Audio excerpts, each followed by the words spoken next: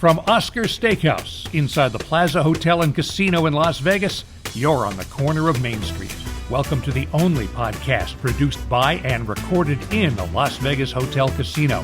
From gaming to dining to entertainment to sports to Vegas history, this is the place to be for the inside scoop, because this is the place to be downtown. Now, here's Plaza CEO Jonathan Jossel.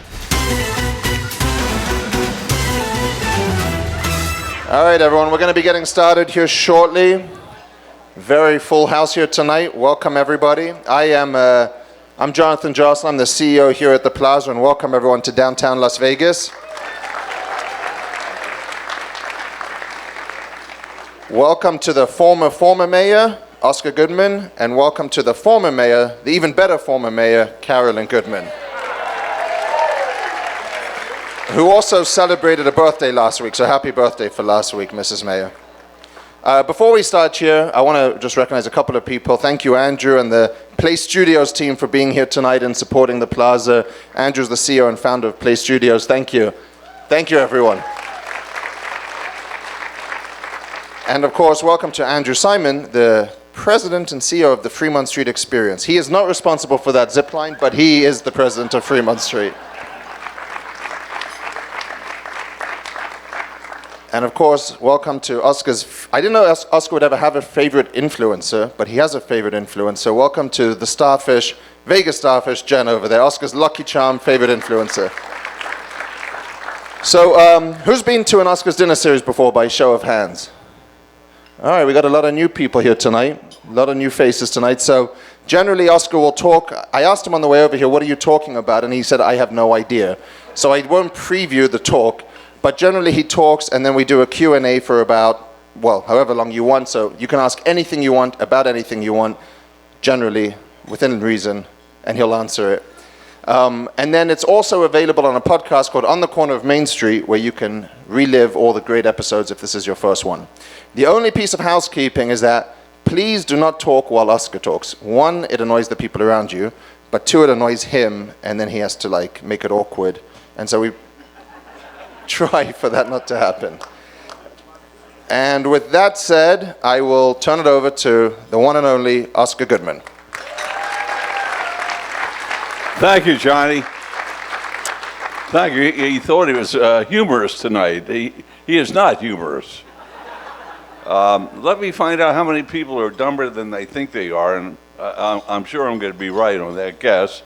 How many saw the movie Casino? Okay, I want you to know that every time you watch it, I make 13 cents. Well, that's important because I'm going to start off with an introduction of the person about whom I'll be speaking tonight. And I had a second question for you, and that was, how many watched the Godfather trilogy? Well, I better ask first, how many know what the word trilogy means? I knew it, sweetheart. We have a bunch of dummies again. I don't know what do you do with your lives? And no one reads books, nobody looks at movies, nobody knows anything, and they all end up at this room, and I have to embarrass myself in saying that the crowd that I'm talking to, the one that I'm trying to make happy during a very rough time as far as the country is concerned, and I'm not allowed to say that, of course, you're not smart. Wasn't that funny? It was that funny. The Godfather trilogy was a story about Don Corleone, who was a mafia chieftain, and part of his territory was Lake Tahoe and Las Vegas, and he had a son, Michael Corleone. And of course, this was fictionalized, but it was based a lot on fact. And one of the facts that I'll be talking tonight is what his son Michael, in his discussion with Mr. Roth, who was based on one of my former clients, Meyer Lansky, said once they realized what kind of inroads the mob had made as far as Nevada was concerned. And Hyman Roth says to him, "We're bigger than U.S. Steel." And I had a client, because of the way that they treated him, who was characterized and depicted in the movie Casino, Anthony Spilotro, to which I played a Oscar-winning supporting role of myself. And if anybody laughs at that one, you're excused, because when they were announcing the supporting actors, I thought for sure I was going to win one, playing myself, and I was heartbroken when I found out that they weren't voting for me for that position. But he had a similar experience with the client that I am principally discussing, and that's Anthony Spilotro. Tony was played by Pesci, and De Niro played Frank Rosenthal, and these fellas came into Las Vegas just about the time that my wife and myself got here. Tony got sent here by the, quote, non-existent mafia in Chicago to take care of the interests of the mob. And of course, that was the essence of the story, together with that of Frank Rosenthal, who was played by De Niro. And De Niro was the character that represented Frank Rosenthal. Frank Rosenthal was a Mr. Inside, and he was in charge of the skim, even though I denied that there ever was a skim. And Tony was the enforcer, and they called him Mr. Outside, and not to his face. As a matter of fact, and this is one you could take home with you, they never called Tony the Ant, because if you did that, Tony would be very angry at you, and you wouldn't want to have Tony angry at you, because people have characterized him of having eyes that had the eyes of a killer. I thought his eyes were pretty cute myself, but you had to be very careful that you didn't call him the Ant, you didn't call him any name, so we didn't call him anything. We referred to him, and you'll never forget this, as the little guy, not to his face, but people will look around and they will say, "Have you talked to the little guy?" And they put their hand about this far off the ground, and that signified, had you had any kind of conversations with Tony. And they said, as I said, the eyes were, according to certain law enforcement officials, the eyes of somebody that they really wanted to get. And that's the essence of what I'm going to be talking about tonight. And I'm going to be telling you a lot of the history, I hope, of Las Vegas, because Carolyn says these folks a lot of them are new. How many have lived here less than 10 years? Okay, well, then there are 3 people will learn something. The rest of you morons, how about less than 20 years? Oh, it's the same people. Anybody less than 30 years? Boy, nobody lived here. This really was in the desert. Well, in 1964, when I graduated law school, I took the Pennsylvania bar, and Carolyn and myself drove across country, and we ended up in Las Vegas, Nevada. Las Vegas was the only place, although it wasn't with them, that I got my first job. It was with the Clark County District Attorney's Office, because people in those days, they still don't know the difference between Las Vegas and the difference between Clark County. Is there anybody here who knows the difference between Las Vegas, of which Carolyn Goodman was the best mayor who ever lived, and what was that sound? Over there? Oh, you thought it was sweet? Oh, you're a sick broad. Between Las Vegas and Clark County. Las Vegas is the incorporated city in Clark County.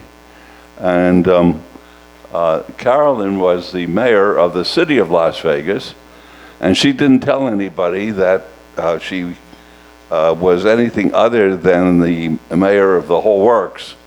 So they thought that she was, Mark Davis, will you get your hands off my wife? You got yourself a new coach, you haven't won a game with him yet.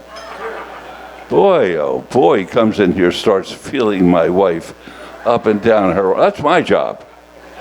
Up and down her arm. Yes. Are you talking when I'm talking? You know, I still have some 90-year-old clients still alive. They just walk a little better than I do. And I may have you whacked if I hear you talk again. No, well, I love my ex-clients, okay? And one of them says, Oscar, I know every once in a while you run into somebody who you don't care for, or they insult you by speaking during your speech. Oh, I just got my first apology tonight. It's accepted because I'm a gentleman, and I appreciate that, because the other people who will not have a second chance. But this client, Charlie Panarella, he was from the Colombo crime family in New York, and he was out here, and Charlie was a client of mine, and Charlie was a pretty rough fella. Even when he was 75, 80 years ago, he would walk around with the steel walkers, and all he wanted to do was kill somebody for me. And I wouldn't give the one guy I wanted to kill the pleasure of having him killed, but he has no idea if he slept one night since that time that he shouldn't have, because Charlie was just waiting for the hat to drop and to kill this particular person who wrote a bad thing about one of my family members, which is out of bounds when you're in public office. So keep your mouth shut, please. Okay, I hope you do by now. Oh, but my wife says, come on, behave tonight. I'm having a good time. I'm enjoying myself. So Tony comes out, and he comes out in about 1970, 71, and he goes to the Circus Hotel and Casino, and he leases the gift shop there. A little fellow by the name of Willie Cohen owned it, and he told Tony to go there and to speak with Jay Sarno. Jay was the architect, believe it or not of Las Vegas, and we have one of Steve Wynn's relatives by marriage here tonight, Mr. Pascal. But Steve was not the architect of Las Vegas. These folks, they think that Steve built all these beautiful buildings and designed all these beautiful buildings. And you know that it was Jay Sarno who was the first guy who did this. And Jay leased him the gift shop at Circus for $70,000. Then the authorities, whatever they are, found out that Tony was in town, and Tony brought a jacket with him from Chicago. How many people know what a jacket from Chicago is? Oh my God, the dumbest. This is the, Jonathan, this crowd is the dumbest. We've had dumb crowds before, but this is the dumbest. The jacket is what somebody that law enforcement says bad things about and has a record in it. And they came and they told the authorities here in Nevada that if they don't get rid of Spilotro, that they would go after Sarno's license. And I had represented Sarno at the same time as well. And Tony said, what should I do? And Jay said, what should I do? And I said, well, let's negotiate it. And we negotiated, and he paid $700,000 to Tony to get out of the contract, to get out of the lease instead of the $70,000, which Tony gave to him. And Tony had no place to go. Tony, he was a man without a country. Basically, he went to the dunes to play cards. He went to one of the Argent hotels, with Argent standing for Alan R. Glick, who owned the Marina Hotel, the Fremont Hotel, the Stardust Hotel, the Hacienda Hotel. And the truth of the matter is, he didn't own any of them, although ostensibly the gaming authorities thought that he did.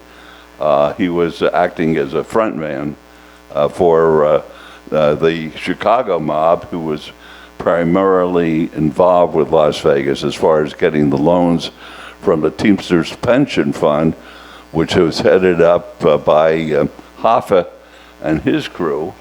And the fellow who was very close to Hoffa and who was also a client of mine over the years was Nick Sevilla, who was probably smarter than anybody in the room here.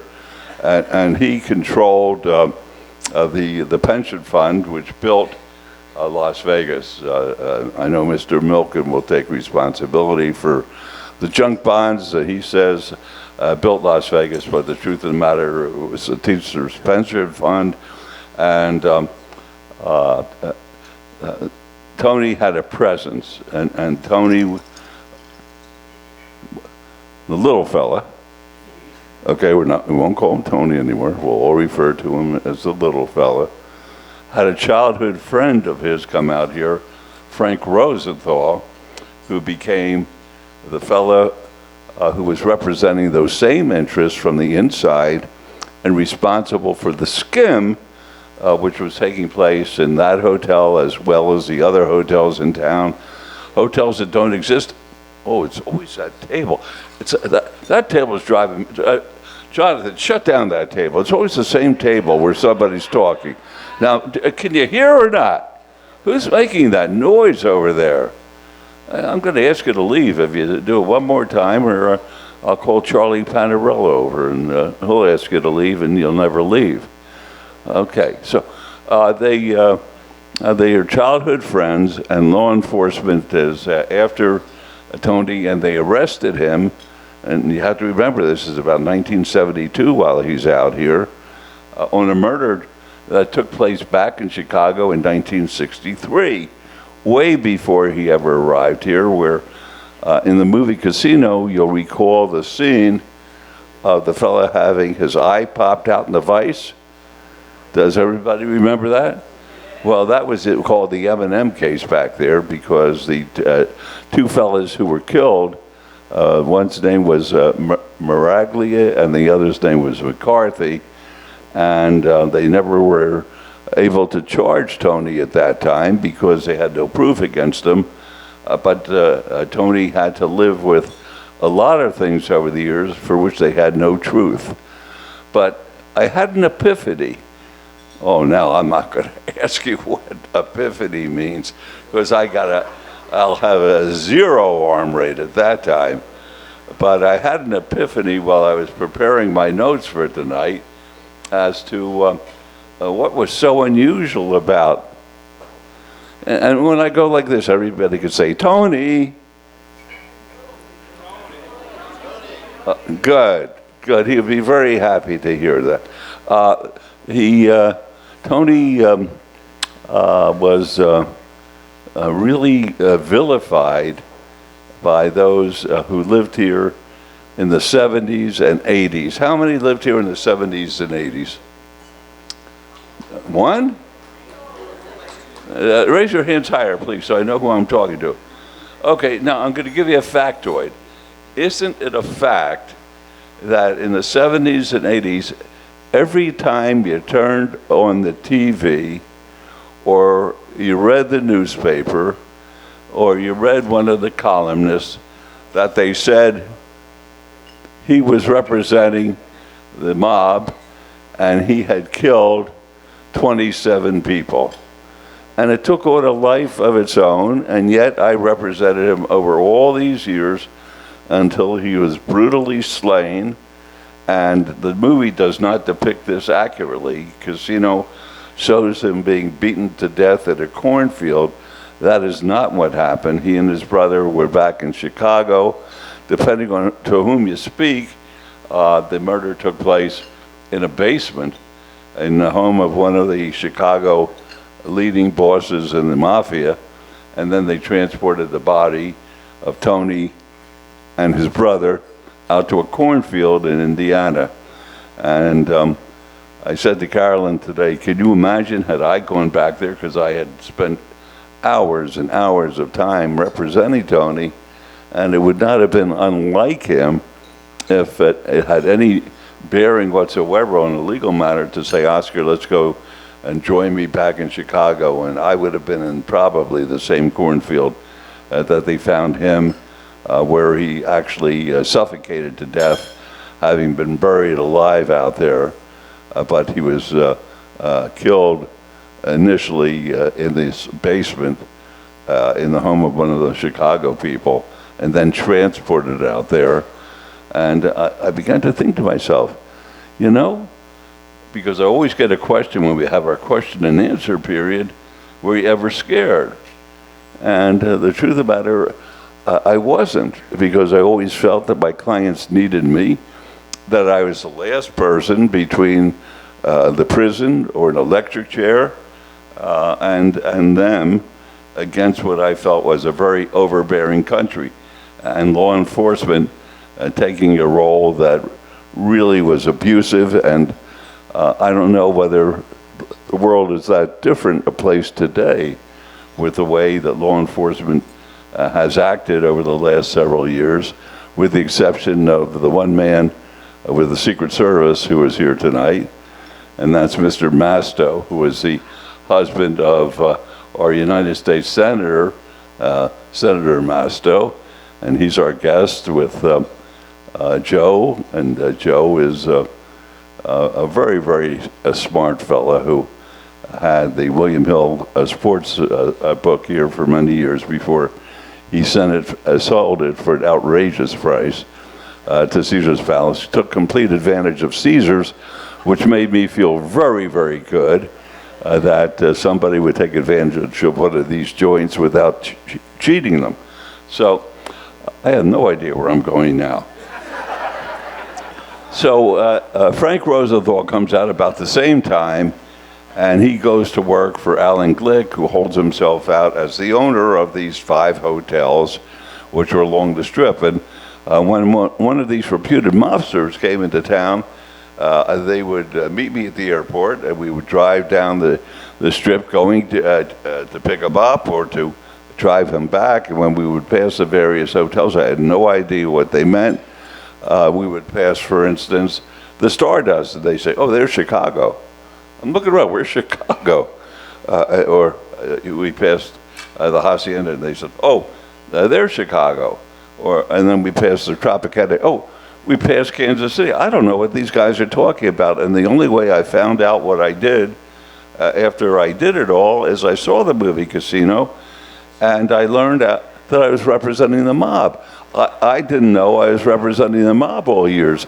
I was standing in court next to 2 guys from the Colombo crime family back in New York, and another guy from Lucchese family in New York, and I thought they were best of friends, and they couldn't wait to leave the courthouse so they could kill each other.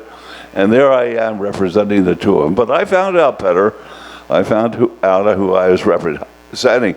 Had I known that, because I'm not a dummy, I would have done things completely different. I'd be like Mr. Pascal's family. I would be representing these guys and working hard for them. I would own a couple of hotels. I'd own a couple of planes. I'd own a couple of trains. I'd own a couple of boats. And I'd have a bigger bank account than anybody's going to have this in this room, particularly after tomorrow morning, and they get up and they see what happened to the stock market today. But I'm not allowed to talk about politics. Jonathan always gets angry. But Tony gets arrested. That's where I was for this 1963 murder, and he needs a witness to testify as to his good character, and the only person who would do that was nobody. And but he knew Rosenthal from the old days, and he said to me, because I was representing Tony at the time and not Frank at the time.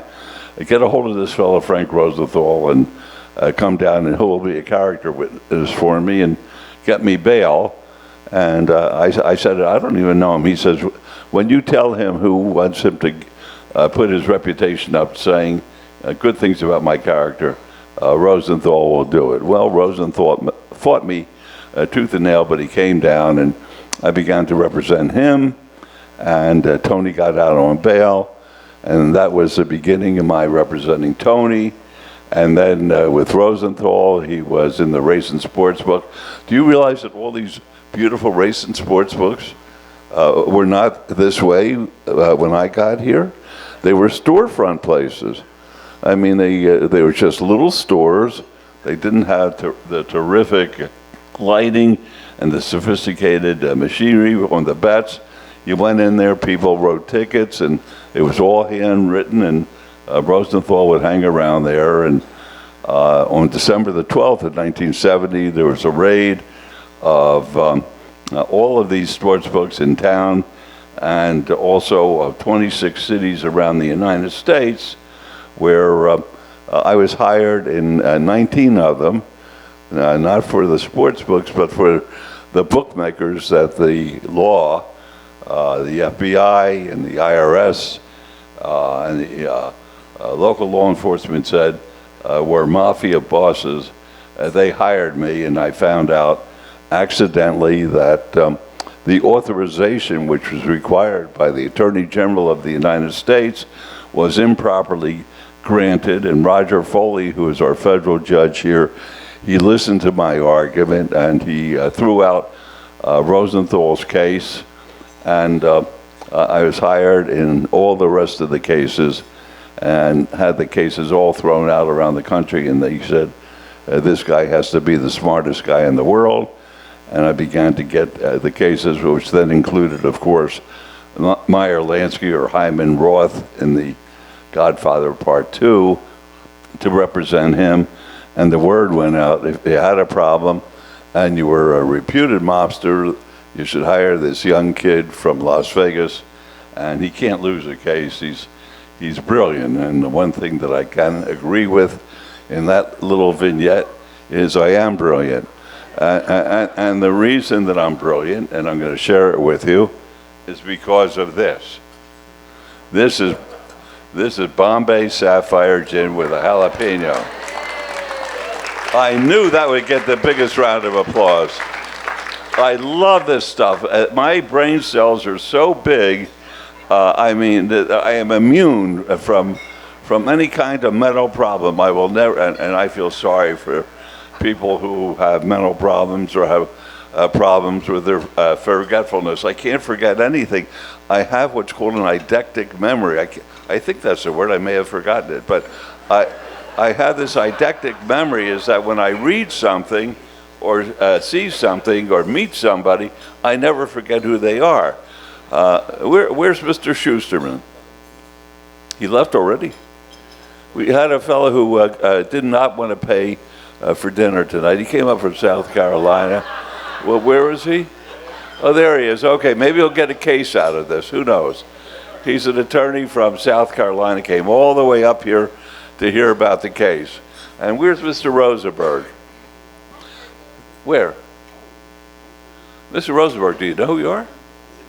Oh, okay. Mr. Rosenberg and his partner, Mr. Pais, they're with UBS here. He's a wonderful stockbroker in town. I promised him that if he buy 4 tickets, that I would mention his name. He signed up for 4 and only paid for 2, and now we're charging him twice as much as he does all of his customers. And well, have you ever met an honest stockbroker? He is an honest stockbroker, works very, very hard. And then I have Cece here, who was too cheap to buy a ticket. Where's Cece? Where's she? Cece, are you here? Oh, that's amazing, because Cece usually tries to sit at the bar and brings out her hearing aid, but her son, and I called him Evan, but his name is Earl. They're up here. See, I forgot because I haven't had enough to drink. Her husband is here on the National Broadcasters Association convention. I think somebody's sitting at my table and actually talking. Is anybody talking at that table? Am I hearing things? I may be hearing things, sweetheart. So, who? Holly's talking? No, Holly has immunity. And anybody who is as pretty as Holly has immunity, and Holly's here. It was Mark that was talking, and anyone who is as ugly as Mark has immunity because we feel sorry for Mark. Poor Mark. But Mark is a great citizen, and my daughter Kara rejoins us after a respite, and she's here tonight. So all these people are the characters that are involved in this little piece of Las Vegas, which could never happen again. Mr. Tiberti, it's a slice. It's a slice of old Las Vegas. It's a slice that will never be repeated because there is no mob. No, there is no mob. There may have been a mob, but when I ran for mayor, there was no one else left to represent them. So they stopped being mobsters, and they either died in prison or they went to Florida, and they outlived law enforcement's effort to put them behind bars. And Las Vegas is mob-free today. You could feel good, Mr. Tiberti, that all your old friends have nothing to worry about when they come into our community. I feel sorry for you because you have no friends left, that's for sure. But that's a grand old family for Las Vegas, and we have these kind of people who started this town, and they come here tonight, and I'm just hoping that I'm able to regenerate some of the thoughts that Las Vegas brings when I think about them, because it's a very, very special place. Well, Tony develops a reputation as being a tough guy, and that the mob is running Las Vegas through him. But I had an epiphany once again that I thought to myself, since I'm the only lawyer who I know represented the little fella, that all these tough guys like Ralph Lamb, does everybody know who Ralph is? Well, Ralph Lamb is the cowboy sheriff, and he said that he was going to run Tony out of town. Or Joe Yablonsky, who was an FBI agent in charge, who was sent out here. They used to call him the King of Sting because he specialized in an undercover operations, that he was going to get a white-haired senator, which was Paul Laxalt, a federal judge, which was Harry Claiborne, and a mobster from Chicago. Well, he held a press conference the first day he was here, and he was a no-good, rotten, lousy person who was a thief. I'm talking about the head of the FBI here. He got a $40,000 refund from a bank and never reported it until they caught him. His wife used to go in and extort restaurants to sell them seafood products. And this is a guy who was holding himself out as a legitimate law enforcement officer, and he was the worst, and I finally ran him out of town. And then there was the Gaming Control Board, which was headed up, amongst other people, by a fellow by the name of Shannon Bybee. How many Mormons do we have here? If tonight we have more than one Mormon, I'm leaving. Do we have any Mormons? Do we have any Mormons? Are you Mormon? But you passed when you had your fifth husband, or it works the other way around. No. You are the fourth wife. Oh, okay. Well, some of my best friends were Mormons, and the Mormons had a spokesperson with the Gaming Control Board by the name of Shannon Bybee, and he hated Tony with a passion because they were always trying to put Tony into the black book. How many people know what the black book was? Oh boy, this is a dumb book.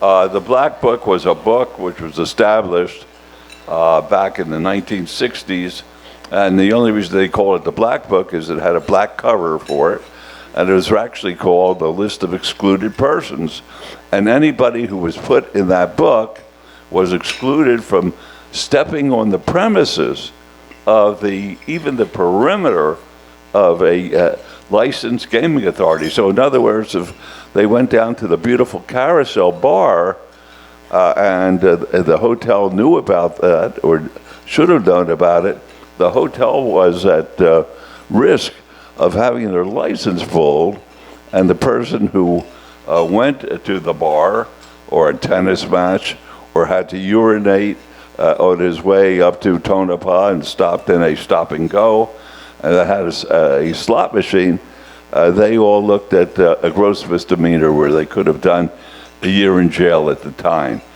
And the gaming authorities went after Spilotro, and in particular one person by the name of Shannon Bybee, who I probably liked less than anybody else, because when he appeared in front of a Senate committee on permanent investigations of organized crime, he was asked by one of the senators, well, what is the definition of organized crime? And he thought it was funny when he said this, but I had to live with this in my jacket. It was anybody that Oscar Goodman represented. So that's not nice, is it? Although I loved it. I love representing these reputed mobsters, and I had the best time because they gave me the opportunity to get involved with the new laws that were going into effect, the wiretap statutes, the RICO bills, cases involving the toughest prosecutors around the country. And I was always like David versus Goliath in these cases, representing people like Jimmy Chagra, who was from Texas, and along with Charles Harrelson, who was Woody Harrelson's father, were charged with assassinating a federal judge down in San Antonio, John H. Wood Jr., and everybody was found guilty in the case with the exception of Chagra, and my reputation kept on getting bigger and bigger and bigger, and I represented Judge Claiborne when he was indicted on the testimony and the lies and the subordination of testimony by the FBI and the judge who was sent out specially to try the case up in Reno, which they moved us up to the day before the trial because Hank Greenspun had headlines in the Las Vegas Sun saying that the government is trying to frame Claiborne, and the jurors, as they would walk into the courthouse, they would read this, and he felt that it was all right to try Claiborne up in Reno, where he would not necessarily be known, instead of down here where people had a beloved attitude towards him. And it was these kind of cases that I had, and Tony was being arrested for everything. You turn on your TV, you saw the little fellow on TV. You read the paper, the little fellow's there. You walk down the street, you go into a supermarket, which he was not barred from because I had the law changed that if you were just dealing with the slot machines, that did not bar you from entering a premises, but if they had gambling at tables or more than one or two slot machines in a place, that's the only time that you were able to invoke that rule as far as barring somebody, and I was able to change that at the state Supreme Court. But they finally got Tony before the Gaming Control Board. It was such a big deal around here that they had the hearing on a Saturday and a Sunday at the Las Vegas Convention Center, which was the old building where, what was it, Southern Nevada used to play its basketball games. And they had a sellout crowd there, although they weren't charging money. And the whole community that was interested in this kind of thing, they loved seeing the drama of the little fella coming up there and having me represent him, and they placed him in the Black Book. And then I appealed it to the state Supreme Court and was able to get the state Supreme Court to accept the appeal. And 1 year went by, then 2 years went by, then 3 years went by, 4 years went by. Tony is out and about. He's not officially in the Black Book because he hasn't been entered, other than on the paper of the gaming authorities. And then the FBI, these are all true stories, and this one was told me by a Supreme Court justice who called me up. He said, Oscar, guess what happened today? I said, what happened, Judge? He said, the FBI came to my office in the state Supreme Court building, and they said, unless you rule on the Spilotro appeal that you have, we're going to charge the gaming control members with the crime of obstruction of justice. And the next day, their opinion came down, finding that Tony was rightfully put into the Black Book. But they're so dumb that in the opinion that the Supreme Court wrote, they didn't put a reason why he was put into the Black Book, other than he brought discredit upon Nevada. They use the phrase that he brought it obloquy and scorn. Now, I have no idea. I know no one in this room knows what obloquy and scorn are, but they said that he, they brought that on the back of Nevada, and they had a right to bar him, and he was barred. So after that, they went against Tony for, I know, at least 15 murders, all of which he did not spend one day in jail. One day he did. I had a case in Kansas City, and he wanted to wait for me to come back to get him out of jail. Didn't want anybody to represent him, but it goes all the way back to the first fellow who was placed in the Black Book by the name of Johnny Marshall, or Marshall Calfano, and then Johnny Roselli, who ended up in a barrel with his legs and his arms cut off because they couldn't fit the torso in a barrel, with a 21 in the back of his head. And I hope you enjoy your dinner thinking about that one. Floating in Biscayne Bay down in Miami. And then it went right down the line until we finally got to the M&M. And I went back and tried the case in front of Judge Thomas Maloney in Chicago. And he found Tony to be not guilty. And then shortly thereafter, Tony got a phone call to come back, and that they wanted to see him in Chicago. And he and Michael went back there, and that's when he and Michael were both killed. And would you believe this? With all the interest, you would think that they would come to his lawyer, who would spend every day basically doing one thing or another for him, asking my opinion as, who killed the guy? Why do you think he killed him? Not one FBI agent, not one sheriff, not one IRS agent, not one law enforcement officer came to ask me a question. Now, had they come, I would have told them to drop dead. But that was my reputation. And the last little story I'm going to tell you about is when they sent Rick Calise, who, that was his undercover name, his real name was Rick Bacon, an FBI agent, to Tony. And they said, guess what happened with the FBI now? They showed Tony a copy of Time magazine with the Mafia on its cover, by that being represented by an octopus with the tentacles with various different crimes. And the scenario was that Calise told Tony the FBI had come to him, and they had heard a tape. It's always they heard a tape. I never saw a tape in my life about the conversations they say that they heard, and that Tony was going to have Calise killed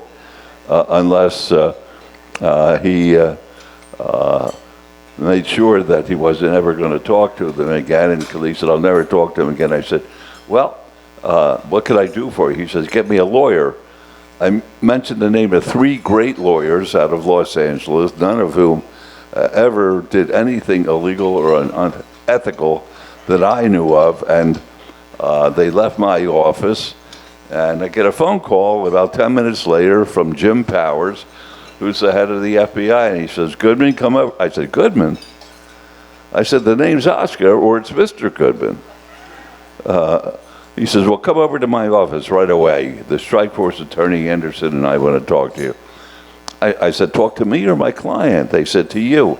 I said, well, let me get my client. We don't want to see your client. Nobody wanted to see Tony. All they wanted to do is say he killed 27 people. I said, Tone, I'm not going to go over and waste my time. He says, go over, find out what they had in mind.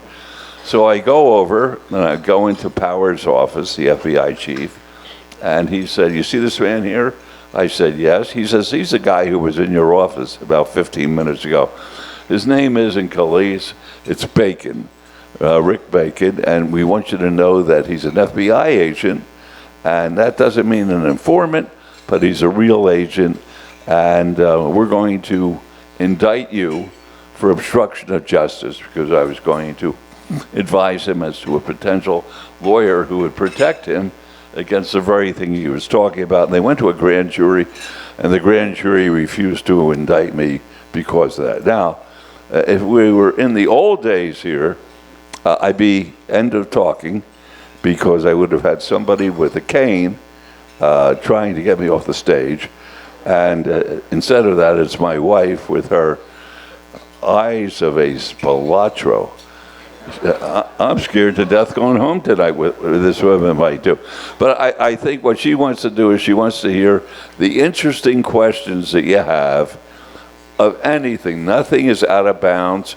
Everything is going to be answered, maybe not to your satisfaction, but I'm not going to hold anything back. What do you want? Let's go. Let's do the questions. Wait a sec. What time is it? 10:30. 10 or 10. Oh, yeah, I can tell everybody's having a great time tonight. And I knew the guy could never tell time, but that's neither here. Any question you might want to ask Jonathan, because he has better hearing than I do. It may go down even with the microphone. Don't be shy. Ask the questions. It's the best part of the program. And here's our host, Jonathan Jossel. Thank you, Oscar. Great speech as always.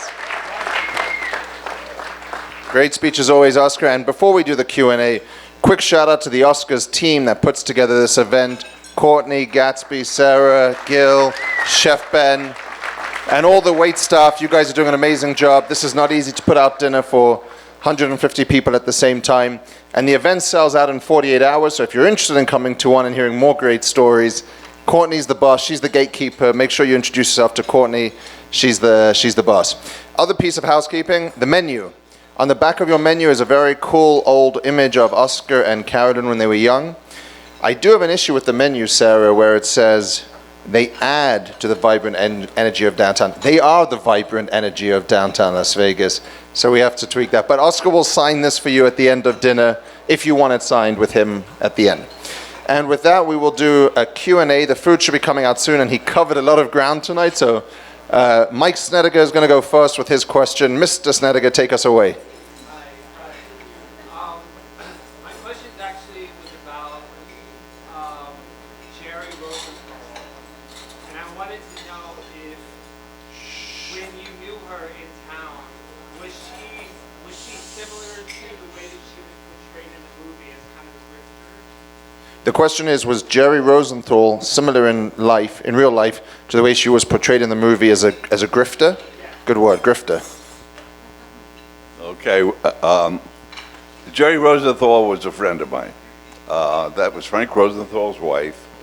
And Frank was a very unusual person because he was, like many of my clients, afraid to talk to me within their business confines or in my office, because my office was always under surveillance by the sheriff's office. And there's a watch book called the Third Watch Book that all the sheriff deputies, there were 20 of them who were assigned from the sheriff's Metro Intelligence, which is an oxymoron in and of itself, to put in at the end of their shift who they were following. And there's nobody who was immune from that. There were United States senators, there were judges, there were congressmen. Everybody was under surveillance by the sheriff's office, and nothing came of it, but I guess they felt it was worthwhile for one reason or another. So I came to know Jerry very well because I would not talk with Frank over at the Stardust, which was where he had his office with Alan Glick, who was the ostensible head of the Argent Corporation. And Jerry had two children, Robin, Stephanie. Robin was her stepchild, and Stephen. And there's a side of Rosenthal that nobody knows about. I don't think this was covered in the movie at all. But Rosenthal, this tough guy, was getting up every morning about 3:30 and going out to UNLV and actually working with his son and daughter when they're swimming. And the daughter, Stephanie, just missed being on the United States Olympic team as a breaststroke wonder. And Rosenthal was a wonderful father in that respect. And I got to know Jerry very well, as I did all my clients. I never went out with them socially because Carolyn said, don't become your client. And what she meant by that was a very good lesson, and that is, if they see you running around like half the other lawyers, getting drunk at lunchtime with the client, with the martinis, the judges are going to lose respect for you. So I never socialized with them unless we had a win. If we had a win, we always went to a nice place, and pictures were taken in that time. If I see that hand go around one more time, I'm going to chop my wife's hand out. Or I'm going to have Charlie Pandarella do it. But Jerry was very nice. I never saw her take drugs. I did not see her drink to excess. They had a housekeeper called Ruth, Ruth took care of everybody when they went in to get a kick out of this. Every time I hear about Mobile, the arena, they call it the fortress. Well, Rosenthal had a fortress.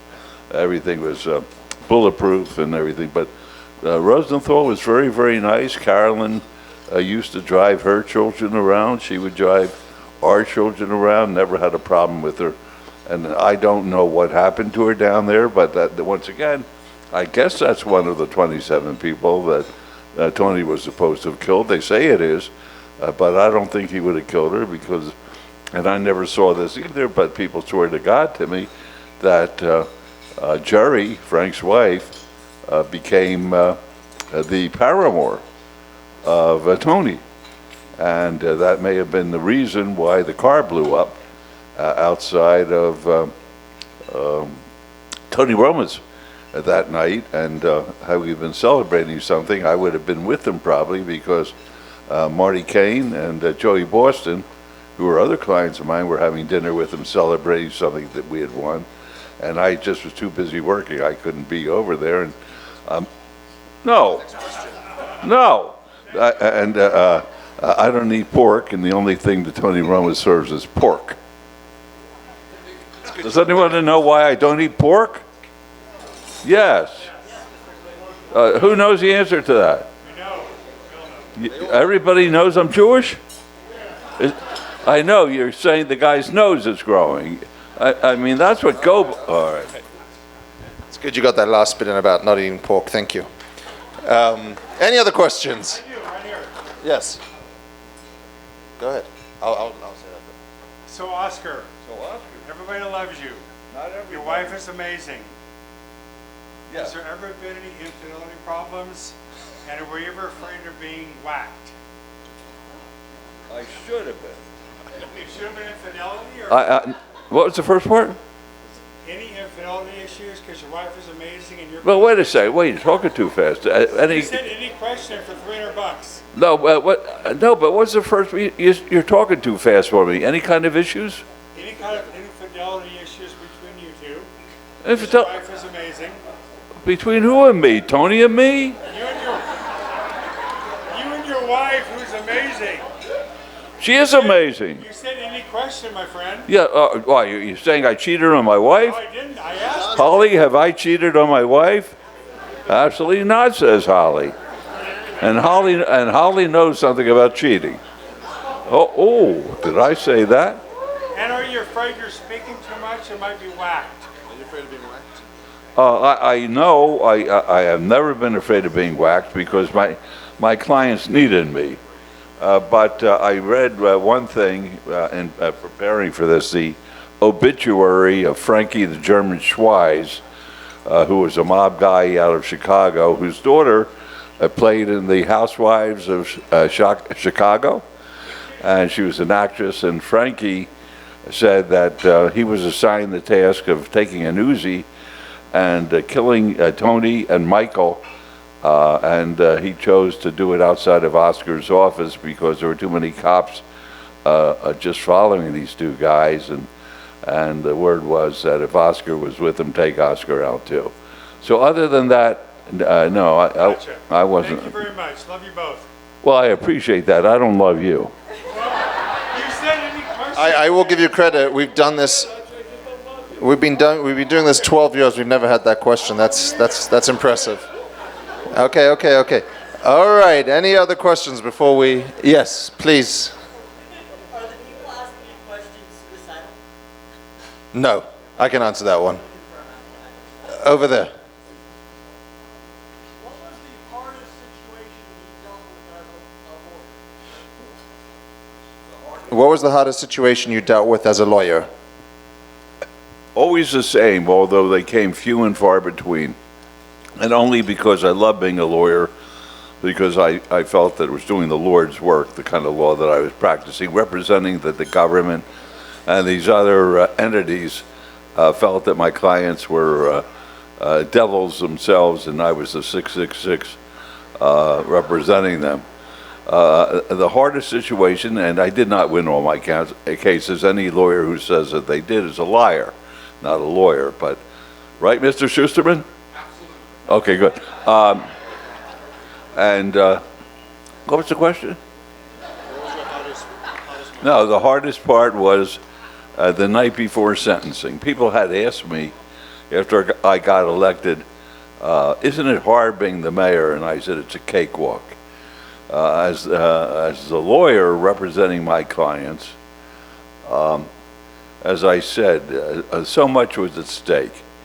And in a case, there comes a time that a case goes to a jury, and it's up to the jury to decide your client's fate, and really the lawyer is through talking for that part of the proceedings.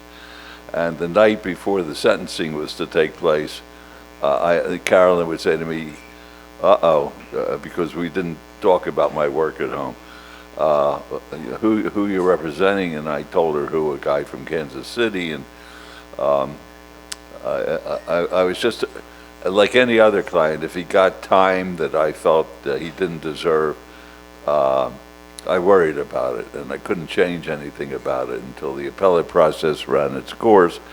So that's when I became worried, but being a mayor was simple compared to that, because the worst that happens when you're the mayor, you put it back on the agenda and re-vote it. And there was no pressure at all, being the mayor of the city of Las Vegas, notwithstanding the complaints of a prior mayor. They're all asleep, sweetheart. The whole crowd are all asleep. Oh, okay. Over there, yep.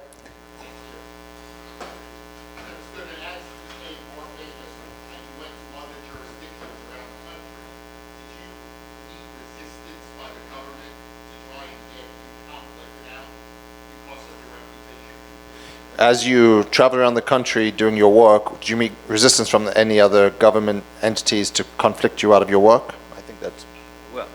Well, that wasn't the question, but still, Johnny, you're doing the best you can. It was more technical. No. No, the government, the first motion they ever filed was to knock me out of the case. because they said I always had a conflict of interest because I represented all the witnesses in the case as well. And they were right and wrong about some of those, but nevertheless, I was able to show the judges that notwithstanding, and one judge, I got a kick out of him, he called me the Mayfield lawyer. Oh, the Mayfield lawyer's here. After a while, they came to see that I was a real lawyer. I wasn't a shyster out of Las Vegas, which is the way the newspapers characterized me when I went into a town like Columbus, where you practice out of, down in South Carolina. And after a while, they actually became almost nice to me, most of the judges, because I would say to them, Judge, I have a pro haec vici, which means an in-house or in-state lawyer in the state where I was trying the case. And the judge would say, well, you don't need them anymore. You're a real lawyer, Mr. Goodman. I said, well, you could do me a favor, Judge. I have my family at home. I have my 4 children, my wife. I really would like us to end court on Friday, and I promise you I'll be back Monday morning. You'll never have a problem with me being late. And they, without exception, even the judges who did not like me, they let me go home so I could be with Carolyn and the children, and I appreciate that. And then this guy's fired. It's my steak? You're hired. No, after a while, if I tried a case for 2 days at a place, they said this guy is a legitimate lawyer and we don't have any problem with it. The government always said that I had a conflict, always, because I represented everybody, but I was able to show them that no ethical violation would be taking place. I would never give up a client or a former client, but I had plenty of them who tried to give me up. The first thing that the government would do if I had a client who went to prison is they would go to the prison and see the client, and they want to know how much the client paid me. And the closest I got to that was in a case where I was representing Crazy Phil Leonetti in the Philadelphia Scarfo mob case. And when he went to prison, they went to him and they wanted to know what was Oscar's fee and how did we pay him in cash. And thank goodness Leonetti couldn't add, and he had the figure all wrong, so they said, well, we can't use this guy as a witness against him. We'll do a couple more because the food is coming out. Let's go.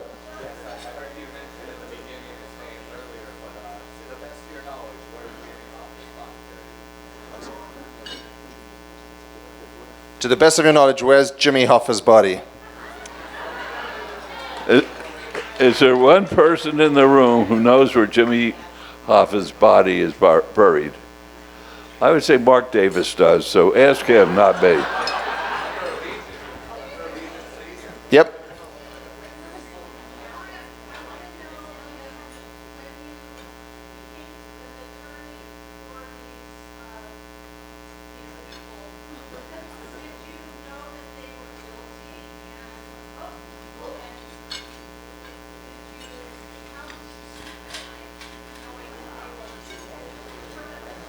How did you sleep at night knowing you were representing criminals? That's an amazing, dumb question. Don't you know that there's a presumption of innocence in this country and everybody is entitled to a defense? And the way I tried my cases, I never would put a client on the stand who told me that they did something because they don't know what they did. I'm going to ask somebody in the room firsthand that I see, I'll call upon them, but God forbid you go home tonight. I use this example every single time, and you're either not listening to me, or you weren't here, or you're dumber than I think you are. You go home tonight, and you open up your front door, and you go to your bedroom, and a drawer is open, and where you keep your cash, because I know everybody in this room has cash that they keep in their bedroom door, and you find out that your underwear or your socks are strewn on the floor. You pick up your phone and you call 911 and you say, I was what? Now, don't shout it out. Does anybody want to answer the question? I was what? Who's a moron who said robbed? Now, I want that person to stand up and be embarrassed. All right? You weren't robbed, you were burglarized. A robbery is when you take something. What's that? When you take somebody and you take something from them by force or threat of force, a burglary is when you enter a premises with the intention to commit a felony. And the difference is 15 years between the two offenses, which brings me to maybe my last answer and what it's all about. My wife can stand up, still talking. I had a case in Los Angeles, and there was a poor defendant, and he was being sentenced on a bank robbery by a judge by the name of Clark. And Clark was an old Southern cracker, and his face was always red. And the poor guy stands up in front of Clark. He's charged with bankruptcy, and the judge is sentencing him, and he turns to his lawyer when he hears the sentence, and he says to his lawyer, did this judge, and we're talking about years here, did this judge say faux or fody? Oh, this is a dumb crowd. But John, I'm not coming back. I think you're done here. But Oscar Goodman, everybody.